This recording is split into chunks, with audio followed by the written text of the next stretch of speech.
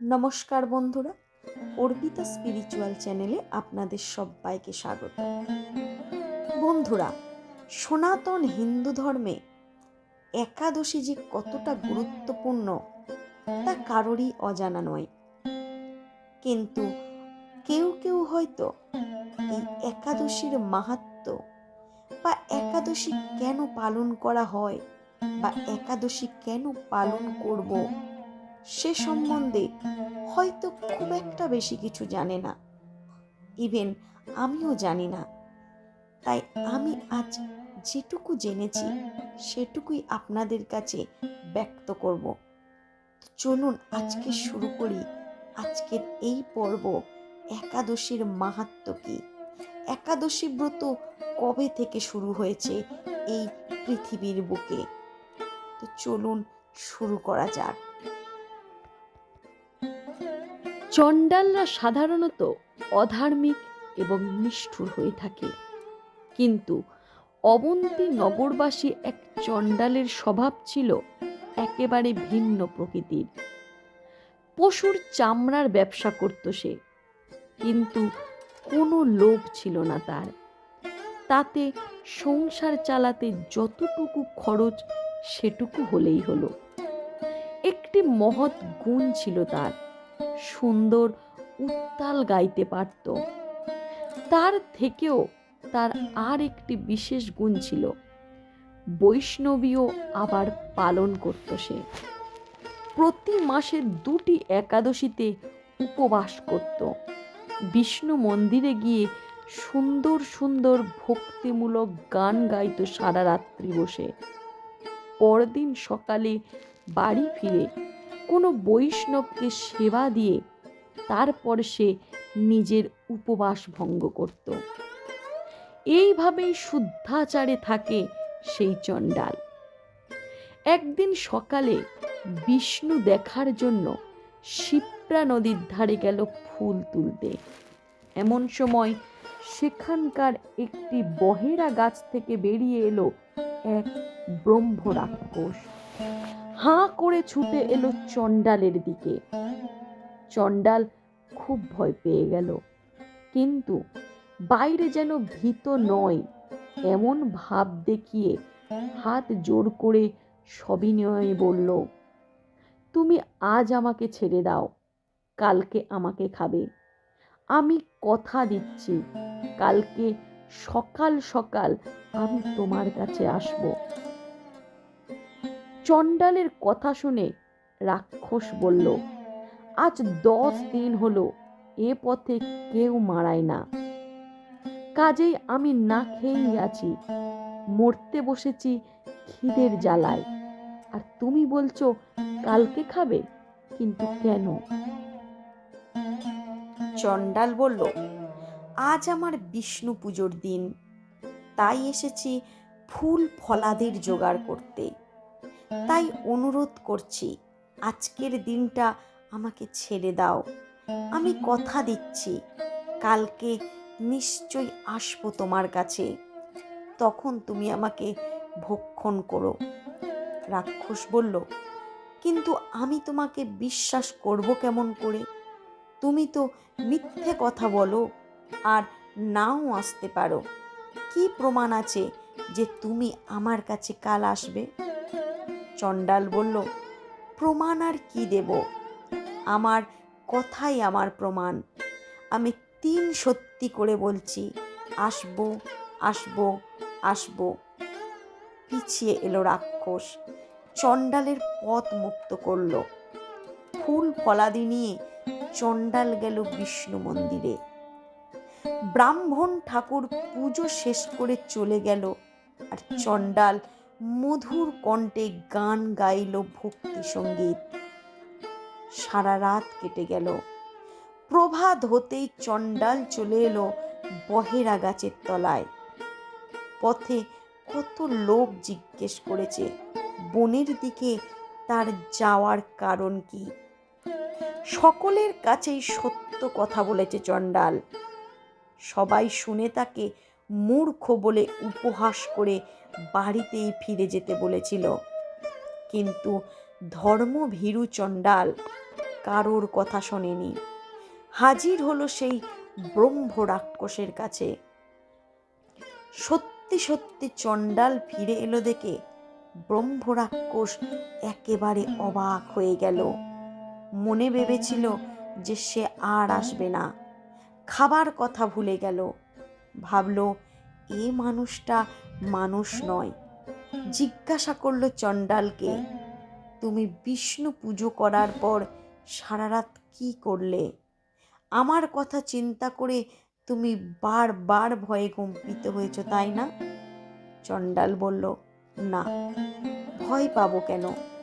তোমাকে 3 সত্যি করে কথা দিয়েছি, তাই এলাম। কথা দিয়ে যে কথা রাখে না সে হয় মহাপাতক।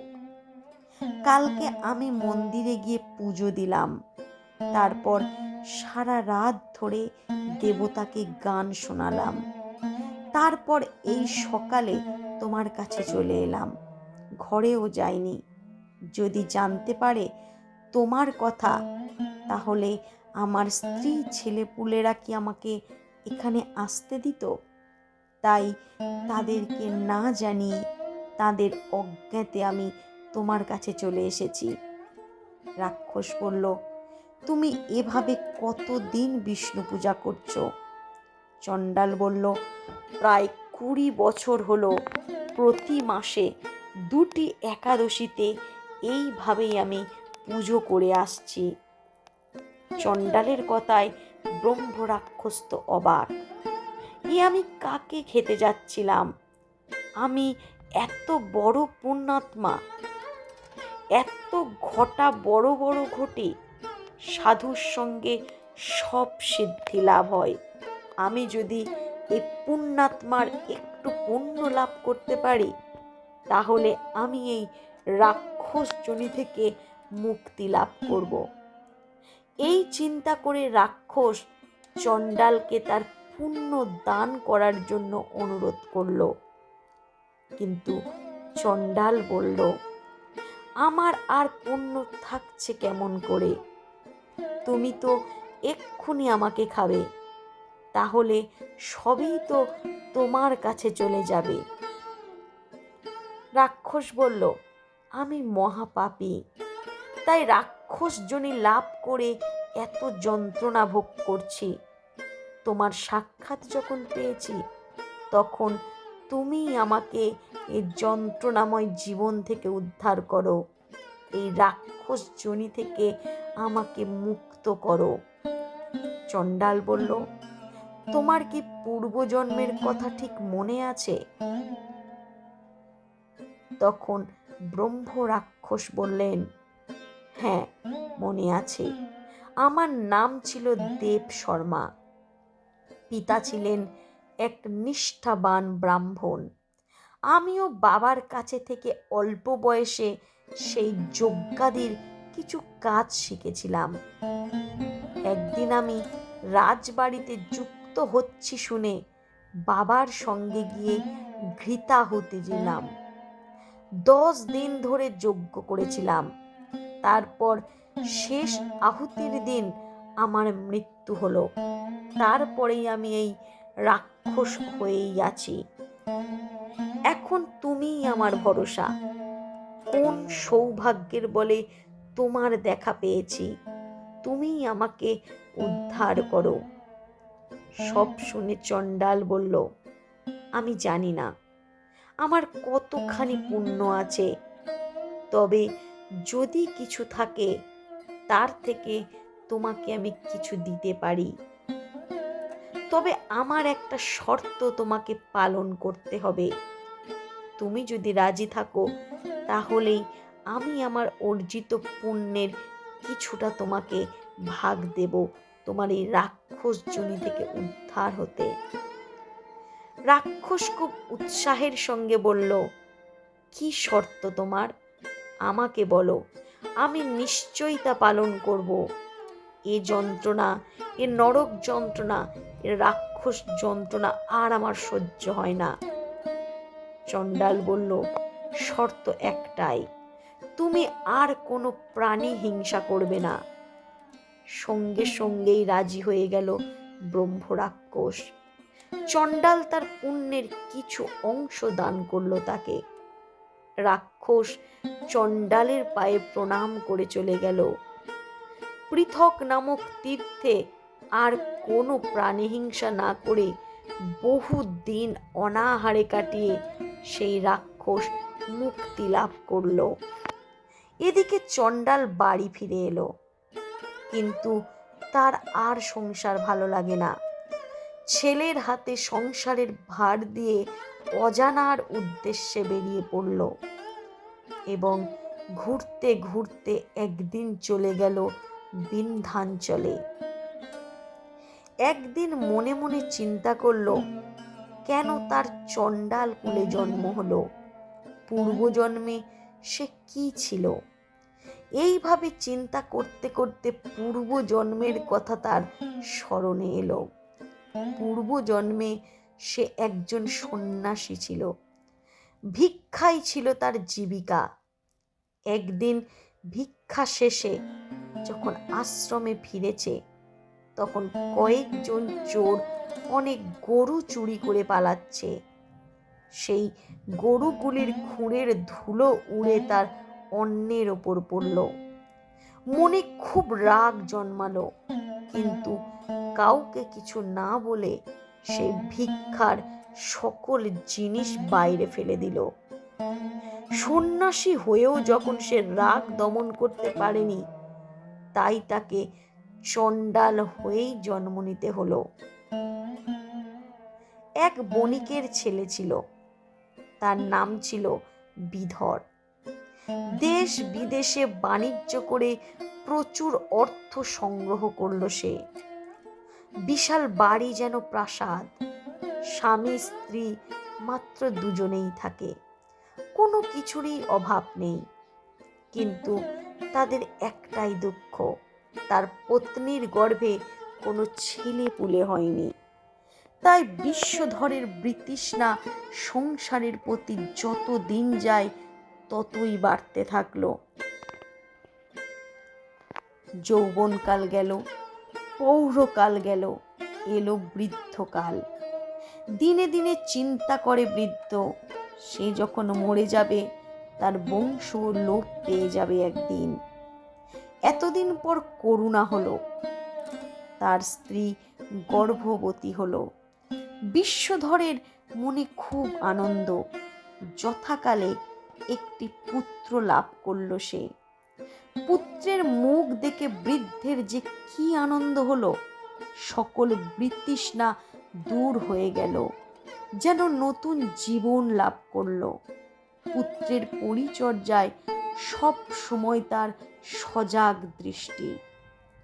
দিনে দিনে বড় হতে লাগলো সেই শিশু বালক। খেলাধুলা করে বেড়ায়, কি অদ্ভুত সুন্দর দেখতে, কোনো রোগ ব্যাধি নেই। তার উপর বৃদ্ধ বয়সে পিতামাতার আদরের ধন। কিন্তু একদিন হঠাৎ মৃত্যু হলো তার। যেন বজ্রাঘাত হলো বাবা মার মাথায়। আছড়ে পড়ল মৃত পুত্রের ওপর। হায়, আমরা কি অপরাধ করেছি যার জন্য আমরা এই বৃদ্ধকালে পুত্র শোক পাচ্ছি? যদি দয়া করে দিলেন ঠাকুর, তবে আবার ফিরিয়ে নিলেন কেন? এই বলে তিনি তার পুত্রের মৃতদেহের ওপর কাঁদতে লাগলেন। সেই বালকের মৃত্যুতে যমরাজ পাঠিয়ে দিয়েছে তার মৃতদেহ। কিন্তু তারা এসে দেখল যে বাবা মা জড়িয়ে ধরে রেখেছে তাদের পুত্রকে। কাছে যেতে ভয় করছিল দূতেদের। তারা ফিরে গেল যমলোকে। যমকে বলল সব কথা। যমরাজ ছুটে এলো, আর কিছুদের মধ্যে গেল বণিকের বাড়িতে। কিন্তু বালককে কেমন করে নিয়ে যাবে?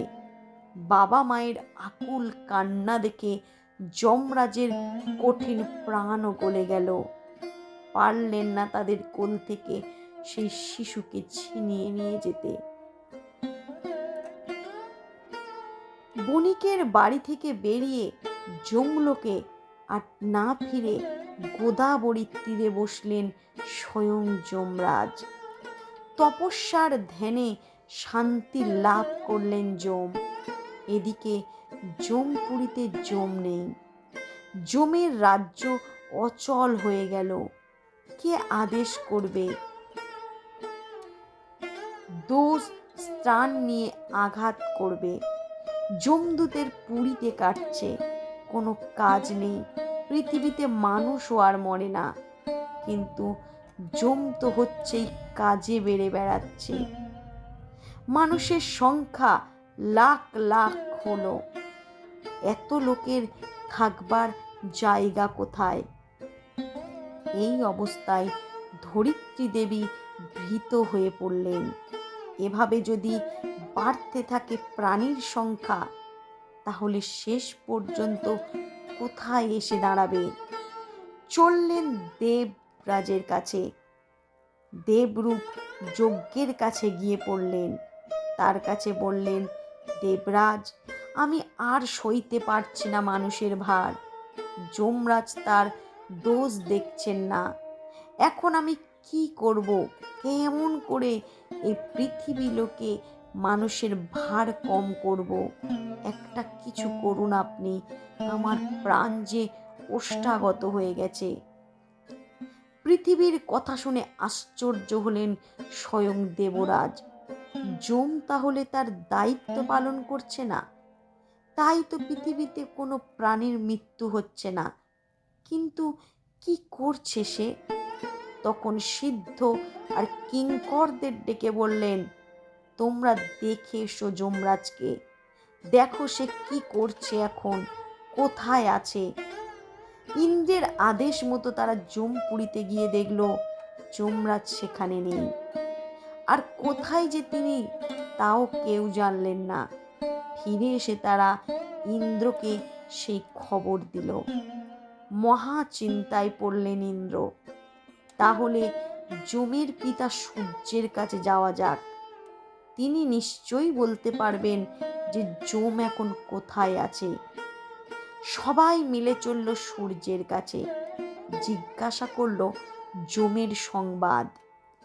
সূর্যদেব একটু চিন্তা করে বললেন, আমার পুত্র মামন গোদাবরীর তীরে তপস্যায় রত আছে। অবাক হয়ে ইন্দ্র জিজ্ঞাসা করলেন, যম আবার কার তপস্যা করছে? আর কিসের জন্যই বা সে এত কঠিন তপস্যা করছে? সূর্যদেব বললেন, তা তো আমি বলতে পারবো না। দেবরাজ খুব চিন্তায় পড়লেন। যমের তপস্যার কারণ কি? যমপুরীর রাজা হয়ে কি তার স্বাদ মেটেনি? সে কি অমরাবতীর রাজা হতে চায়? বিষ্ণুর তপস্যা করলে তিনি তো এতটুকুতেই খুশি হয়ে যান। হয়তো যমকেই তাই দিয়ে দিতে পারেন। তাই নিজের আসন হারিয়ে যাওয়ার ভয়ে দেবরাজ ইন্দ্র চিন্তা করতে থাকলেন। কিন্তু না, আর তাকে এই তপস্যা করতে দেয়া যাবে না। যেমন করেই হোক তার তপস্যা ভণ্ডুল করে দিতে হবে। সিদ্ধ আর কিন্নরীদের পাঠিয়ে দিলেন অনেক বলে কয়ে। সিদ্ধ কিন্নরগণ সত্বর চলে গেল গোদাবরীর তীরে তপস্যারত যমরাজের সামনে। তারা বহু চেষ্টা করলো যমরাজের তপস্যা ভাঙানোর, কিন্তু না, তার তপস্যা আর ভাঙল না। তাই শেষ ভরসা আসমার্ষণ। তাদের দিকে তাকালেন দেবরাজ, কিন্তু সবাই চুপ। শক নাটু, দেবল, মৈনবাই, সুখখুল্লা, দেবরাজ, আমাদের সাধ্য নেই ওখানে যাবার। তবে আমায় এক পরিচিত মেয়ে আছে, সে হয়তো এই কাজে সফল হতে পারে। ইন্দ্র আশ্বস্ত হয়ে বললেন, এক্ষুনি পাঠাও তাকে। সফল হলে স্বর্গে তাকে বহু সম্মানিত করা হবে। তাকে এক বিশেষ আসন দেয়া হবে এই স্বর্গলোকে। মেয়েটি যখন গোদাবরীর তীরে উপস্থিত হলো যমরাজের কাছে, তার আগমনে সেখানকার পরিবেশে আমূল পরিবর্তন হলো। যম চঞ্চল হয়ে উঠলেন, তাকিয়ে দেখলেন সেই মেয়েটিকে, এক দৃষ্টে চেয়ে রইল। তার কি রূপ, কি সুন্দর দুটি চোখ, কি সুন্দর মুখের হাসি। তার মুখের হাসি যেন স্থির হয়ে রয়েছে তার চোখের ওপর। তিনি আর বসতে পারলেন না, যম উঠে পড়লেন আসন ছেড়ে। মেয়েটিও উঠে পড়ে গেল। তারপর স্বয়ং সূর্যদেব এলেন যমরাজের কাছে, স্নেহ ভরে বললেন, তুমি এ কি করছো পুত্র? যার উপর যেমন দায়িত্ব দেয়া আছে সবাই তা পালন করে চলেছে ঠিকভাবে, আর তুমি তোমার দায়িত্ব পালন করে তপস্যায় রত কেন? তোমার কাজের অবহেলায় পৃথিবীর কি দশা হয়েছে একবার চেয়ে দেখো। চরম অশান্তি সৃষ্টি করেছে। পৃথিবী দেবী আর সেই মানুষের ভার সহ্য করতে পারছে না, কারণ কেউ মরছে না, প্রাণীর সংখ্যা দিনের পর দিন বেড়েই চলেছে, থাকবার জায়গা পাচ্ছে না, খাদ্য পাচ্ছে না। কাজেই তুমি তোমার নিজের রাজ্যে ফিরে গিয়ে নিজের দায়িত্ব পালন করো। যমরাজ বললেন, আপনার কথা আমি বুঝতে পারছি পিতা, কিন্তু কাজটা মোটেও ভালো নয়। আমি যেখানেই যাই সেখানেই কান্না, সেখানেই মায়া।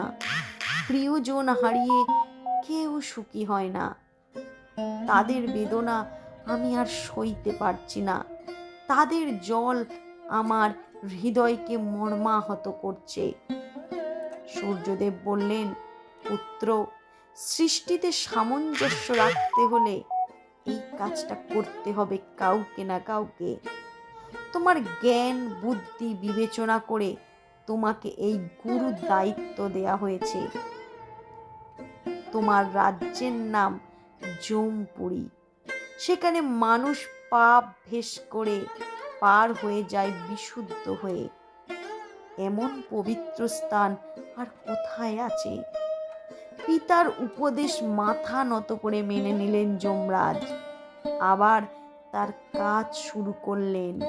পৃথিবীতে ফিরে এলো শান্তি।